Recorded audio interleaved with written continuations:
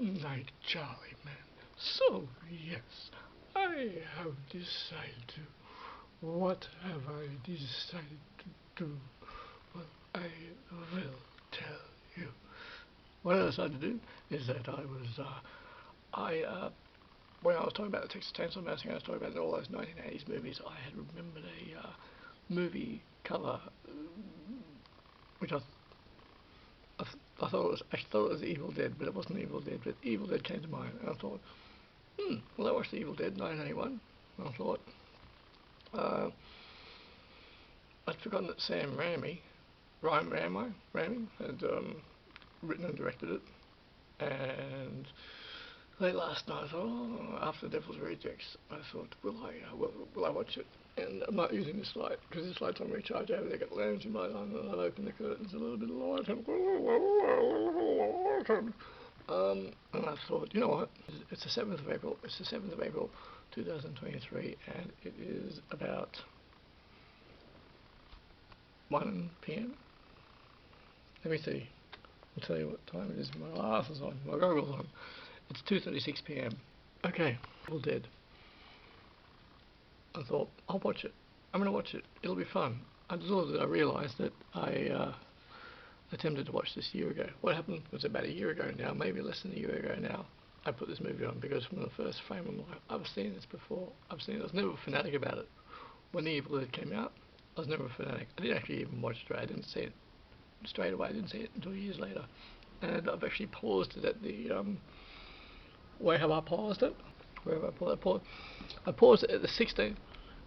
So I've paused this movie at the 16-minute mark, 16 minutes and 55 seconds, as I'm like, I gotta stop it here. I gotta look up the director, because I always forget that it's Sam Raimi. I looked up the director because I thought the writing is so immature here. It's almost intolerable. The photography, I know they were trying to be new then, but it doesn't work now. This movie has not aged well, and the preppy, obnoxious guy who's starring opposite Bruce Campbell. Bruce Campbell's fairly tolerable in this, and then of course you get the two broads who one's a bit naive, the other one's a bit curious, both easily scared and naive about the evil they're about to get into. Of course, you've got of course, somehow, I was like, how old was the director when he wrote this? Oh, I don't know, was he like 19? He was 20 years old when he wrote this. No wonder the writing is so backdated. The writing is obnoxious. And how is it that how is it they always manage to find a really obnoxious, preppy guy who you just basically bloody can't stand? And the star opposite Bruce Campbell, he's like, you know, Bruce Campbell goes down into the basement because after calling his friend a number of times, of course the friend does not respond. Of course the obnoxious preppy guy doesn't respond. Bruce Campbell goes down into the basement to look for him, to locate him, and eventually the obnoxious preppy guy pops up out of the darkness into Bruce Campbell's face and laughs obnoxiously. And it's like, yeah, how much more of this movie am I going to tolerate? Because I remember the last time I watched it, I got through about the first 25 minutes, I thought, I've had enough of this. A lot of people consider this to be a cock. I think, no, from my perspective, to me, it's not. I never got it. And there's a lot of fans out here who actually take great regard to the Evil Dead series. I saw the remake. I thought that was fun. Evil Dead Part 2. I always found that a bit difficult to get into as well. This is not well made. The script is awful in every aspect. The characters are not likable. You've got to be able to care about the characters in some way from the beginning of the film. I do not care about any of these characters, which is why I remember about 6 months ago I only got through about 20 minutes of this, so I've paused now, and I don't know how much more I'm going to take. I don't know how much. It's not holding my interest. I'm persevering to see how much worse it's going to get as the minutes crawl on. And so let's see how much more of this obnoxious preppy guy I can handle. I'm not surprised. I'm not surprised that Sam Raimi was 20 years old when he wrote this. Okay, alright. I'm going to continue with it, see how far I can get. I would like to expressly point out that I have no problem with movies that are about demon possession and suspension of disbelief in regard to these 80s movies, which delve and indulge in that. I find them to be greatly entertaining, except when they're not entertaining. Except when they're not entertaining. Except when they're cringeworthy because of obnoxious characters. I just want to throw that in. So I'm just a few minutes beyond that now. What's really interesting to me and that can keep me captivated is taking a look back on the culture at that time and how people spoke, what the language was, and I find that movies that have been made in the 1980s when I was a teenager, and looking back on them now is fascinating, and even movies like this, which I find the dialogue to be cringeworthy, partially entertained by the language at the time about what the director invested into this, and how he put the script together. They stop the tape, and then Mr. Obnoxious, I'm going to call him Mr. Obnoxious guy, of course, says, "Hey, I want to hear the rest." And so the next thing in this tape is that incantation, and then of course they have to go to a shot of the outside of the cabin, and on that hill there, and then the smoke's going to come up. Of course they do that because otherwise they wouldn't have a story. And yeah, okay. But I'm going to continue. I'm going to persist, and I was just going to say I could watch this while I'm doing this, but I'm going to persist. I'm going to see how far I can get from. Like, I can't take this anymore. I probably, in the past, I may have gotten through all. I don't even remember if I've been able to sit through this whole thing in the past. Because every time I attempted to watch this movie in the past, I forgot about it. Every time I attempted to watch this movie in the past, I can't get past the 35-minute mark. I can't do it. Because it's a bit wobbly around the edges for me. Okay, so I'm going to go back to it now. Let's see how I can do. I've just managed to get through the part where Bruce Campbell and the girl he's sitting with, she said, "I'm just going to check on Cheryl, is it?" And because that's what you did back in those days, because there was no social media to do it from the other, no Facebook or anything like that, which is actually wonderful to looking back on these movies, and the didn't have all that technology back then. I'm probably going to edit that out. This scene, I found the scene where Bruce Campbell has his eyes shut and the girl looks at him and his eyes are shut, then when she looks away his eyes are open, and they go back and forth with this for a bit, and I find it highly annoying. I don't think it's been filmed well. Can't stand scenes like this. Certain things in filmmaking irk me. Okay, and of course I've got a few more things to say. I'm sitting here, I'm listening to the dialogue and thinking, now, did Sam Raimi do any research into this before he did it, or did he just base... My conclusion is that Sam Raimi based these characters off people he actually knew in person, in real life at the time, and just wrote it out like that. Like, he knew some people like this, so these characters he based on those people that he knew. And I'm going to look something up, but the first shot of this movie is like Monty Python photography. And of course now you have the woman alone in the woods who's like, "Hello, is there anybody out there?" Like no one ever has done that in an 80s movie. But I'm watching an 80s movie. "Hello, anybody out there in the woods?" Like, no one ever has done that. So like you're gonna go outside and you're like, "Is anybody out there?"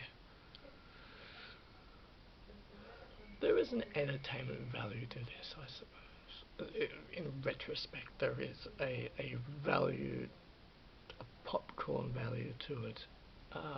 Interesting, mildly interesting to look back on. Um, to get a giggle out of it? No, not really. Just think, oh, okay, so where did they get that from in the first place for the character to go out there and, and say, hello, is there anybody out there? No? Anybody there? I'm being inconspicuous?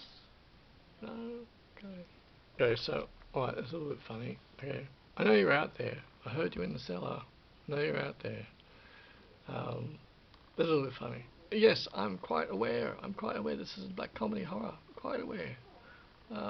Yes, yes, I know that. And I remember this part where this girl is about to go into the woods, and she's going to get tangled in all these bushes, and this demon is chasing after her, and I'm not entirely sure what happens after that, but I do remember that part. That's about I'm up to now. Okay. Okay. No. Yeah, Lethal Weapon 2, Joe Pesci. The slightest bit of redemption at the end, the slightest bit of satisfaction at the end when Bruce Campbell doesn't quite get away. A little bit of satisfaction there, and I'm at the 1 hour mark of this movie. I'm at the 1 hour mark of this movie, 25 minutes to go, and I'm thinking, am I going to persist for the next 25 minutes? Can I hold out? Can I hold in there for this? Can I make it through the next 25 minutes of this? Is it worth it? Is it a value to me? Can I do it? Should I do it? Do I want to do it? And I'm telling you, every 2 minutes I'm on the VLC player. This was actually on my external hard drive with my other movies from years and years and years ago, and so every 2 minutes I'm hovering over the time button on VLC. I'm like, oh, another 2 minutes has gone by, another 2 minutes has gone by. I've only got 18 minutes left. I've only got 17 minutes left. Oh, there's 15 minutes left. The pain. So a bunch of incontestable brats, and not a bunch of. This movie irked me so much. It's not a classic movie. So you get these incontestable brats, which is what they are, and they open the Necronomicon, the Book of the Dead. They open it, they summon these demons, and Bruce Campbell, at first I thought maybe he's a bit tolerable. Bruce Campbell turns out to be completely intolerable and not likable at all in this, not enough to carry this movie. He just becomes extremely irritating in every sense. And was there any, in fact, I fell asleep between the 40-minute mark. I fell asleep at about the 40-minute mark, still listening, and I woke up again at about the 50-minute mark. My mind wandered a few times, and some of the aesthetics were interesting. I think the demons, the way that they're growling, and the makeup of the demons, these monsters, these demons, they were kind of entertaining in a way, in a sense. I couldn't really stand any of the characters in this movie. Bruce Campbell does not carry it very well at all. I do remember, so irritated by this movie. The first thing I saw of the Evil Dead was the Army of Darkness. That was my introduction to the Evil Dead. I haven't seen it in years and years and years, and I went back to it.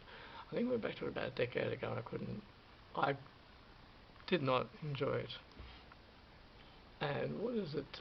Hal Delridge played Scott, because they've got the credits here. Look, the credits. Hal.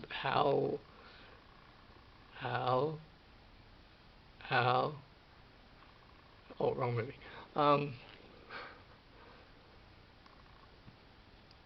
He plays Scott, and he's a brat.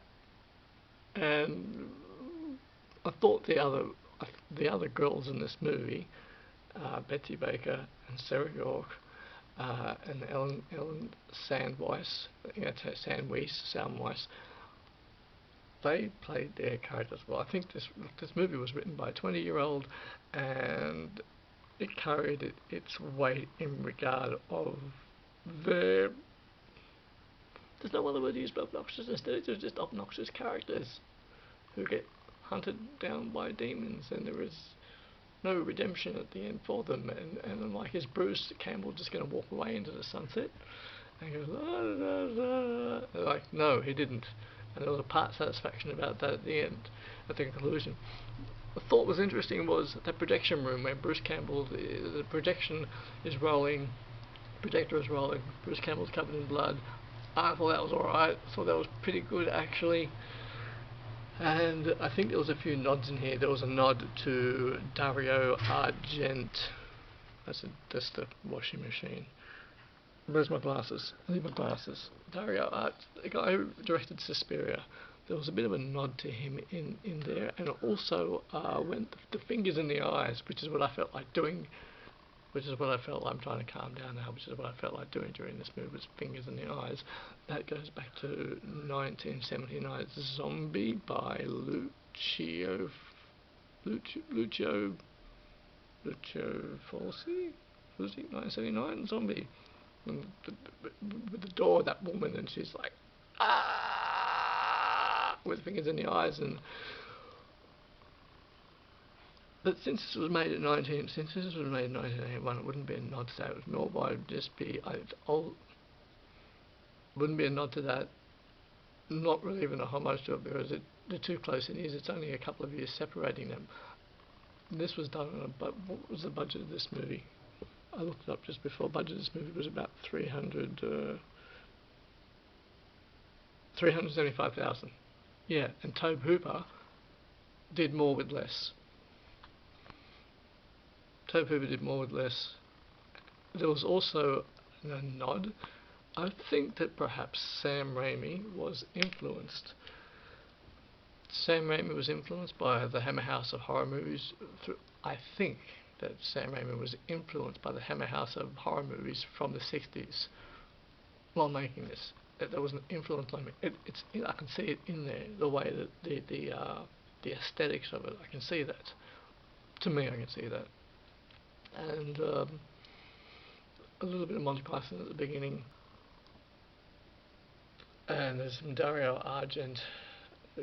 Argento influence in there, and the guy who made the zombie movie in 1979. Bruce Campbell is extremely unlikable in this.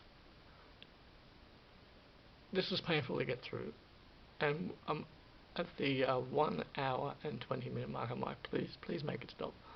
Please make this movie stop. Please make it end. I didn't have to watch it. Oh, that's what I was going to say. What this movie reminded me was a scenario where years and years ago, which I had been in a couple of occasions with a bunch of other people who are highly obnoxious people, watching a movie that they think is funny, and I do not think it's funny at all, and they're laughing at every single moment, and they're like, that's funny, that's hilarious, that's really funny, oh my god, they're like, that's funny, and then myself making a comment or two and starting an argument, and then eventually the person stops the movie, and they say, because I've been in this situation before, and they're like, years and years ago, they're like, you have to leave now, you have to leave. I don't do well in group situations, and been in a couple of situations in the past years and years and years ago where they're like, you better leave, you need to leave. And I'm like, this movie isn't funny. It's like, oh, this movie's hilarious, absolutely hilarious. I'm like, no, it's not. This movie's obnoxious, just like you. I couldn't help but think about that. Highly unlikable characters. Bruce Campbell is just not likable. What got me through this was I thought the demons were kind of interesting to watch, the way that they were done. Tobe Hooper did so much more with $80,000, or was it $120,000? He did so much more. One that was before previously. I don't know if I watched this movie the entire way through, because watching it this time, I was like, I don't think I've seen this part before. I don't think I've gotten this far before with it. And there was a bit of part satisfaction at the end when Bruce Campbell copped it. And I didn't even care what happened to Bruce Campbell at the end. I didn't care when the characters got knocked off one by one, when the girls got turned into demons, when they became possessed. But I didn't care. I know I'm not supposed to care, because it's a 1980s flick, and now we have a different perspective on it. I just didn't care. I didn't know. I had nothing invested in these characters to care about them in the first place. That's my take on Evil Dead 1981, Sam Raimi. And didn't he direct The Quick and the Dead? Did he direct The Quick and the Dead with Russell Crowe? No? Let me look it up. I'll find out.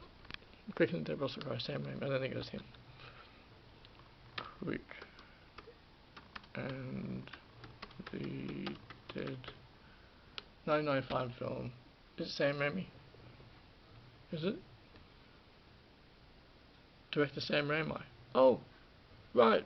So he directed The Quick and the Dead 1995, Russell Crowe. Okay, right. He verify and double check. He did indeed. Thought the name sounded familiar. And that's my thoughts on Evil Dead 1981. The demons were done well enough, and everything else was just fucking annoying in this movie. I have no reason to watch it ever again. The remakes of the remake of the Evil Dead, thought that was good. I actually enjoyed the remake, so it was good. Okay, I'm probably gonna upload this now. Oh my gosh, whew, that was a lot to get through. That was a lot. That was a bit painful. And if you've gotten this far, thanks so much for watching. What are your thoughts? Tell me what your thoughts are in the comment section below if you feel like it. Yes. Okay. Thanks for watching. I intended this to be about 6 minutes, probably gone for about 15. Okay. Okay.